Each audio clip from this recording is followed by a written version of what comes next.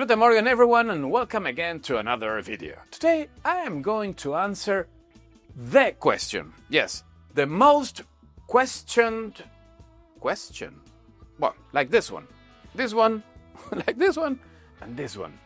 Yes, which is or what is the equivalence between sourdough and yeast? Come closer. A little bit closer. Closer. More. A little bit more. More. Oh, no, that's enough. Okay, so the answer is... There is no equivalence between sourdough and yeast. Yes, there is no equivalence. Although both are yeast. This is commercial yeast and this is a natural or homemade yeast, but there is no actually...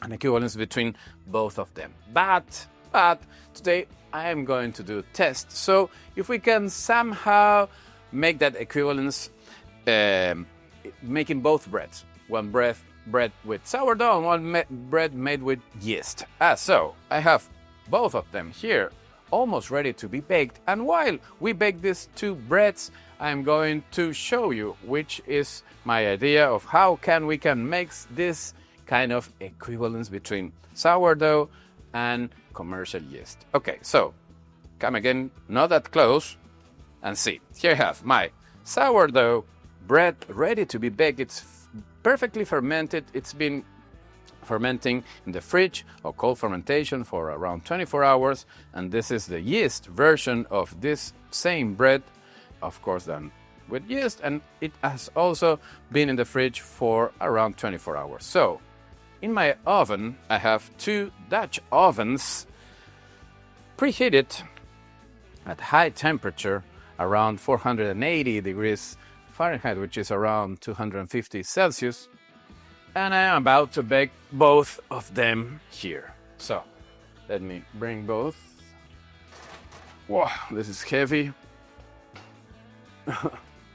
Don't do this at home or use your gloves. And I am about to bake both of them. Okay.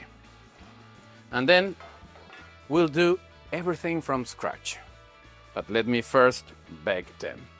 Okay, here I have some flour or semolina flour that I'm going to put a little bit on here on the skillet, here on the back of each bread. There. So time to unmold them. Here goes the sourdough starter on the left side. On my right side, I'm going to unmold this one with sourdough. Both are perfectly fermented. They look gorgeous. And they are ready to be baked. So let's score them with this scoring tool. I need to be fast. Oh, almost there. Good. Okay, so we can get a beautiful oven spring. There too, okay. They're really cold. And that's the interesting because this contrast between temperatures is going to, I hope, make an excellent oven spring. So, let me close the lid. Okay, sourdough. And here goes the one with yeast. There. And let's go back to the oven.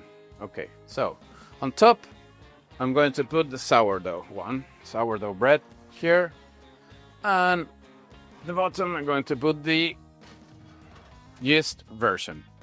So, as I said, the oven is already preheated, high temperature. I'm going to leave them there with the lid on for around 18 minutes. Why I'm using the lid on, or if this is the first time that you see me baking with Dutch oven, is because we need the steam. We need some steam to get an oven spring. So if you bake the bread without steam, then it's going to dry really fast and you won't get this ear that opens on the bread. That's why I did this scoring, and then I bake it. The same water of the bread is going to evaporate and make some steam there, and it's going to be kept inside the Dutch oven. So I'll get this moist environment so the bread can open or get this oven spring. Good. So, going back to yeast or sourdough. That's the question, the most questioned question, yes, that I receive every time in all my social media, which is the equivalence between this and this. First of all, both are yeast, as I said. This is a commercial yeast that it's done in a factory, and this is a natural yeast done by us at home, homemade yeast or natural yeast. But both are yeast. Both are living microorganisms.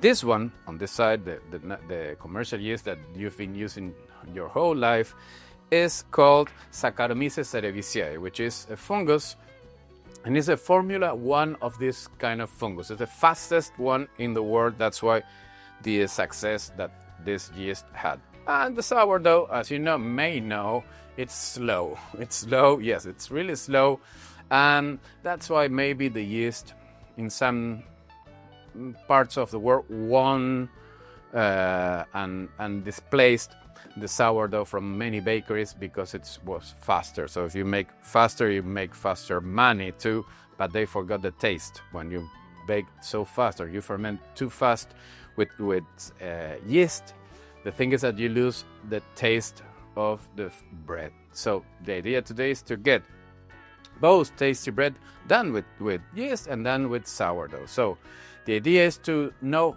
how much yeast do we need, how much sourdough do we need to get an excellent bread, a tasty bread. That's what we're looking for. That's why you're here in my channel. So as I said, we're going to make one with sourdough and one with yeast. So let's go first with the recipe of the sourdough starter bread. As you can see, the ingredients are really easy: flour, water, sourdough starter, and salt. And if you see, we're going to make 1 kilo dough. So this bread is going to weigh 1 kilo.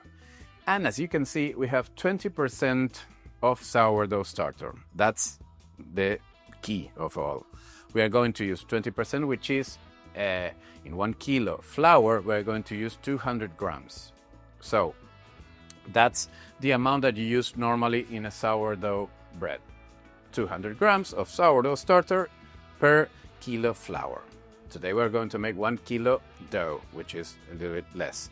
So that's the normal amount that we use sourdough in a bread. And now let's see the other formula, the one done with yeast. Here you have it, and it's almost the same. The weight of the dough is also 1 kilo, but now we have yeast, and the amount of yeast should go around from 0.1 to 1%. That means that we have just 1 gram or 10 grams. Today we're going to use 5 grams.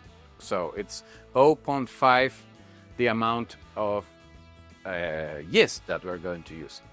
So to make it easier, 3 grams of fresh yeast is just 1 gram of dry yeast. So that's the equivalence between yeast or commercial yeast.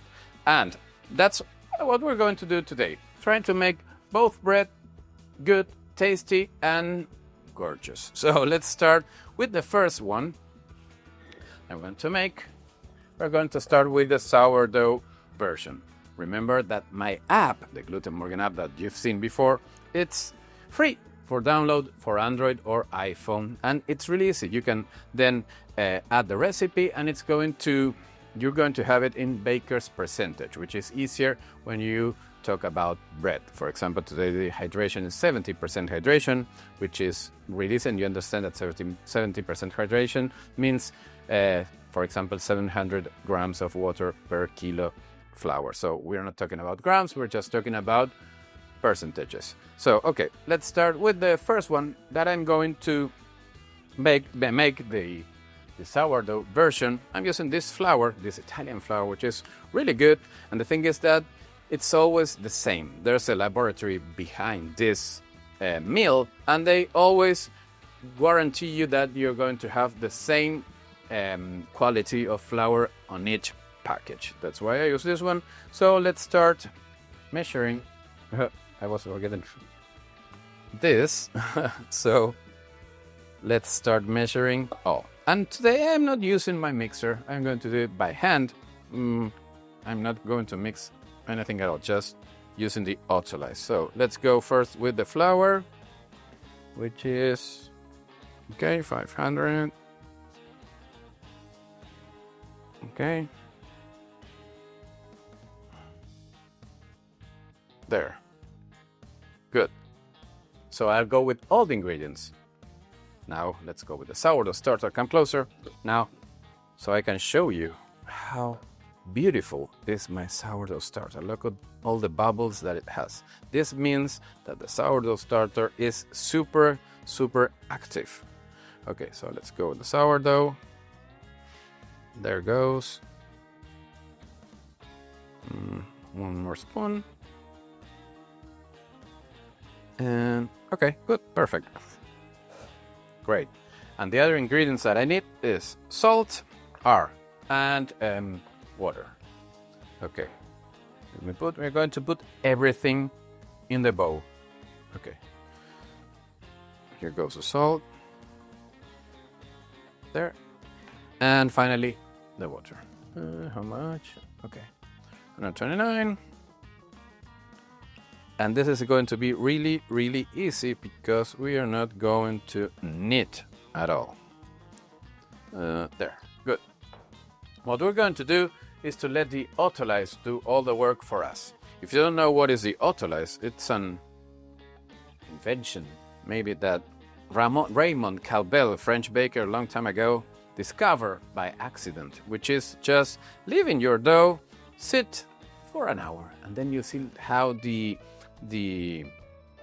proteins of the gluten, which is the gliadin and the glutenin, will make this gluten network. So when they start hydrating, they start connecting, and when they connect each other, you get this gluten network. And when you get this gluten network, means that your dough is already kneaded, so you don't have to knead with your hands. You just have to mix this and wait. That's the only thing that we have to do. It's pretty easy. And when we are baking, and if you're baking with sourdough, you know that you have a lot of time, so you don't have to use a mixer. Of course, if you want to use one, it's okay. You can do it, or you can also do it by hand. In this case, we're just mixing. Take a look at this. Okay, just mixed. I just mixed all the ingredients, salt, water, sourdough starter, and everything. But as you can see, here there is no gluten development at all by the moment. You can see I can tear it apart in small chunks like this. So here there is no gluten network by the moment. It is now the water is going to move all around the dough and it's going to hydrate these proteins that I told you, and they're going to make this gluten network, or this membrane that you see when you stretch the dough and you see the membrane. That means this is the gluten network. So that means that the dough is fully kneaded. So now let me cover it with this, and I'll let it sit here for around half an hour, 1 hour, and let's go with the second recipe, the one with yeast. It's going to be almost the same. I go again to my app, and I am also going to make 1 kilo dough. Okay, good. There, so let's go again with the flour. There, okay. Let me see. 171. Almost there. Oh, I need some more flour. That one. I love this flour because it's really good, and everywhere I go, because I travel a lot and do workshops all around the world, and I always use this flour everywhere I go, so they guarantee me that I'm going to have the same quality flour everywhere I go in the world. So 171. There, good. And now I have to put the yeast, not sourdough, in this one. Okay. There, just a little bit. It's just a little bit because we want to make this bread ferment slowly. Because if you add a lot of yeast, you know, you can do this really faster. And that's not the idea. The idea is to emulate a little bit what we can do, what the sourdough starter makes. So it's going to be much better if we do this way. Okay, salt. I don't want to miss any ingredient. There. And finally, the water. Okay, easy.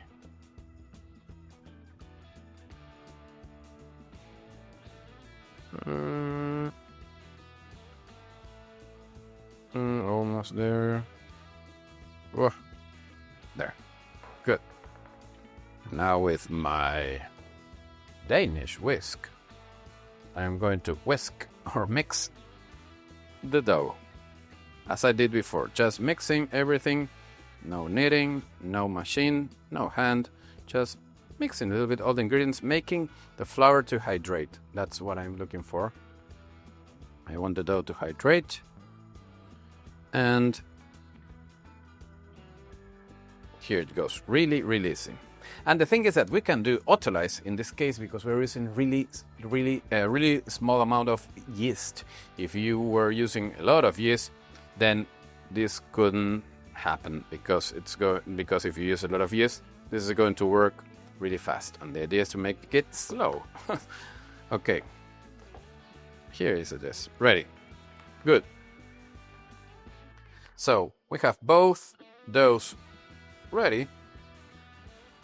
There, there, okay. And now I have to cover it also and let the Autolyse do its work. So this is the yeast dough and this is the sourdough dough. Okay, so now we have to wait an hour for the Autolyse to do its job. But I know since you don't have too much time, I'm going to do it for you. So here I have, okay. This is the already done sourdough version, and this is the already done Autolyse yeast version.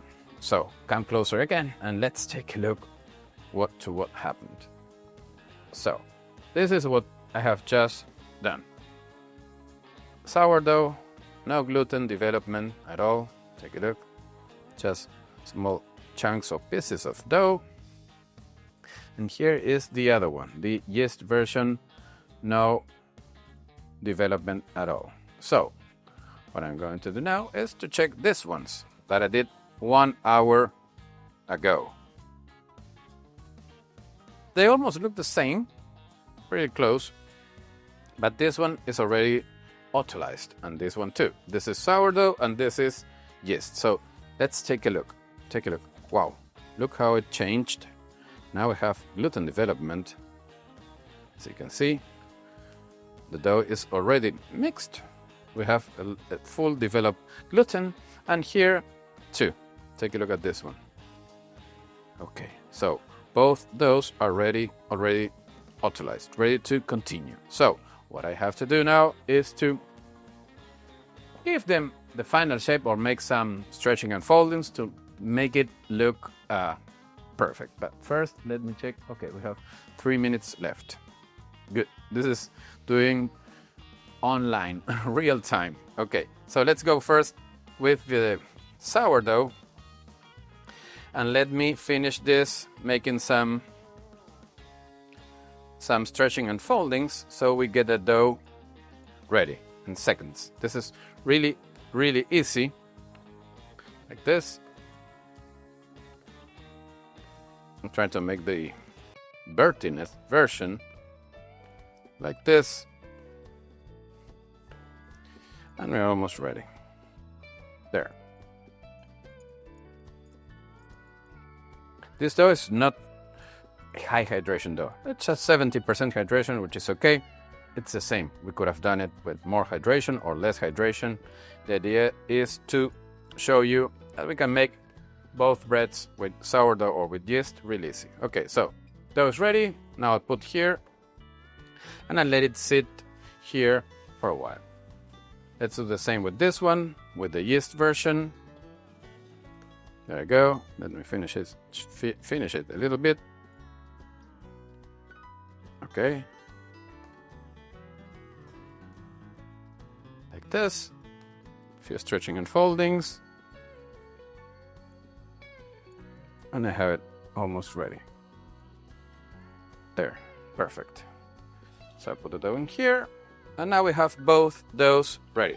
The sourdough version and the yeast version. What now needs to happen is that we need to let them rise or ferment. This is going to take a while, because if you are already familiar with sourdough, you know that this is going to take around like 4 hours, 4 or 6 hours maybe. It depends on the room temperature, of course. It needs to be in a kitchen, for example. There you can get a good temperature, not too cold, not too hot too. And also the yeast version, since we're using a little bit of yeast, amount of yeast, we are trying to get the same result. Because if I would have used much more yeast, this would have fermented much faster. So maybe I could have this dough double in size in just 1 hour, and the idea is to get this in 4 hours. So, okay, let me check. Okay, we're 1 minute ready to take the lids off. So let me put this here, and then we'll continue. Okay, good. I need to put my gloves on again. And it's time to open both lids. So then 1 minute. So then, oh, there, good. Okay, let's go with the sourdough, which was this one up here. Come with me. And let's see what we have inside. So, wow, beautiful. Did you see the steam? Okay, so now we don't need more steam. We just now we're going to let this bread to get golden brown. And let's go with the second version, the yeast version. Let's see what they have. Wow, ooh, beautiful too. Excellent oven spring, excellent. Wow. Okay, so let me put this one down there. So sourdough and yeast there. And I'll put 15 more minutes. I'll let them here for, yes, 15 minutes. I think it's going to be okay. So let's see what happens. So let's continue with this. We had this fully mixed doughs, which I did some kind of stretching and folding. And now we need to let them double in size. So I have this already prepared. Yes. This is sourdough. Yes, good. And this is yeast. Okay. And come again here and take a look at the difference. This one is just mixed, so this dough needs to grow, and also this one, sourdough, yeast. And here is the final version. This is how it should end up, with a lot of air, fluffy, super fermented, and ready to be shaped. Now we have to shape both breads, sourdough and yeast. By the time they both look the same, I think you can notice any difference between this one or this one. That was the idea. So we'll find out at the end of the video when we open both breads and see the difference, or maybe on the taste. I know that sourdough has this acid taste that the yeast doesn't have, but both breads are going to taste, I hope, really tasty. So let's shape both breads first. Here, the sourdough, and here, the yeast one. Let me put some semolina in the bottom too, this one too. And it's time to unmold the first one, the sourdough version. What I don't want is to degas too much the dough, because all the gases are going to the crumb of the bread. So it is not to degas it too much. So take a look at all the air that it has. And I'm going to fold it here in the middle, then the other side, and I'm going to roll it like sushi roll. There. Giving some tension, but at the same time not degassing it that much. It's something between tension and not too much tension. There. Let me close the other end. And it's ready. Some more semolina or rice flour you have, or just plain flour, and I'm going to flip it upside down. Whoop! There. One. This is sourdough. And now let's do the same with the yeast version. Dough is beautiful, full of air. They did a good and excellent fermentation. Did This always depends on, of course, well, in this case it was yeast, but in the other one, it's really important to start with a healthy and active sourdough starter always. I just going to make bread. Okay, so let's go inside, the other side. Easy, and now we do the rolling. There. Then I close one end, the other end. And they're almost ready. Just a little semolina here, and I'll flip it upside down. Whoop! There. Do you notice a difference between this one and this one? Me neither. So what I am going to do is to cover them with this, and here we can do both things, two things. One, we can wait another 2 hours, maybe around 2 hours, and the bread will be ready to be baked. But that's not what I recommend or what I'm going to do, and that's not what I did with the bread that it's being baked right now. What I'm going to do is to make them rest in the fridge till tomorrow, to make a cold and long fermentation for around 24 hours. That's going to make better. It's going to enhance the bread, the taste of the bread, and it's going to make it easier when you score them. As you've seen, when the bread is cold, it's easier to score them rather than it's at room temperature. So what I'm going to do is to take these two breads to the fridge, and while we wait around 11 minutes till the bread is ready. See you in a few minutes. Okay, the oven is ringing. Time to take the bread out of the oven. Wow, gorgeous. The first one on top, sourdough one. Take a look at it. Wow, beautiful. Ooh, it's hot. Okay. And let's take out the other one.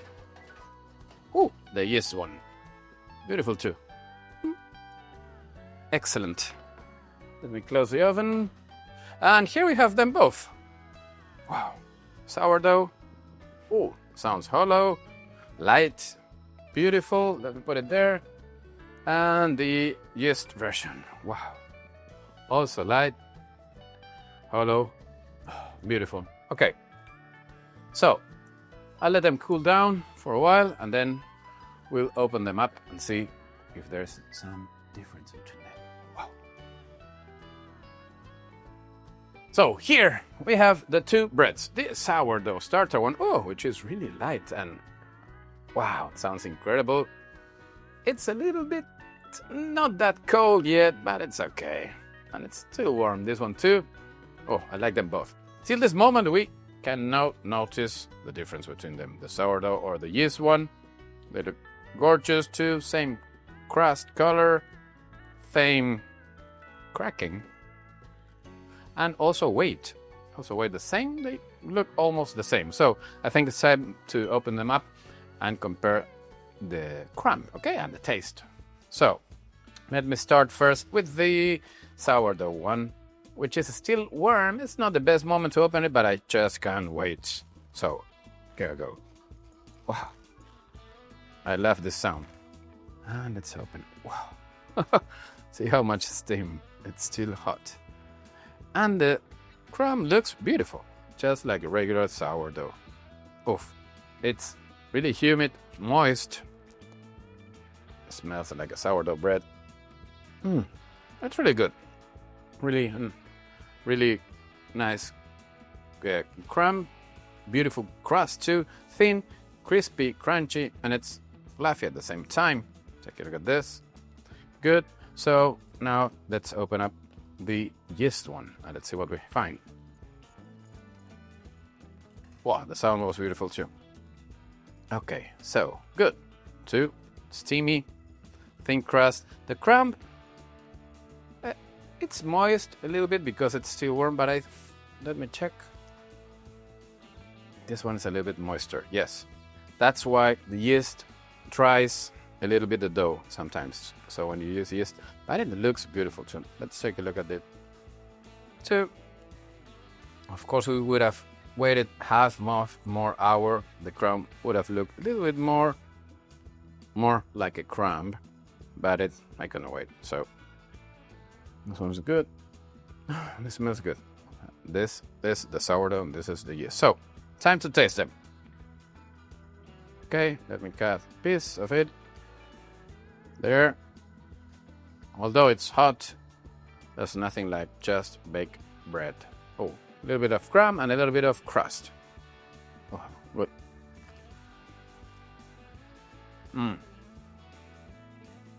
It's really crispy. The crust is thin, crispy, and the dough and the crumb, is really moist, airy, and delicate. It's really delicate, and the taste, it's like sourdough. A little bit of acidness at the end of it, like a retro taste. Try a little bit more. And the crust is excellent. As usual. Now let's see what this bread says. Let me cut a piece like this too. It's also crunchy, the thin crust, crispy. Let's try a little bit of both.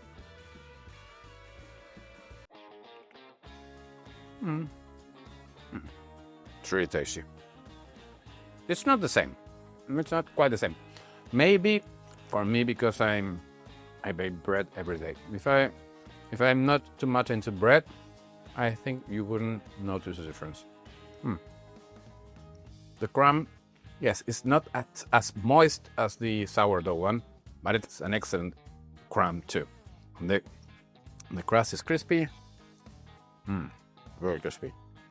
Really good. Both breads are excellent. That's the final statement. But what I wanted to show you is that you can make both bread or bake both bread with sourdough starter or with yeast and get an excellent result too.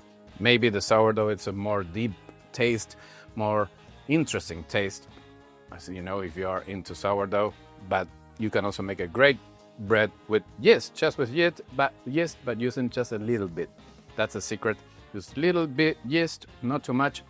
Make longer fermentations, and then you obtain an excellent result like this one, that you can even notice the difference. This maybe tomorrow mornings on toast is going to be excellent, and I will notice the difference between both of them. So I hope you have enjoyed this new test. Try it at home. Give me your comments, and also like the channel. Follow me if you do not follow me. And I'll see you in the next video, and may the gluten be with you. I'll take this and this one. Bye.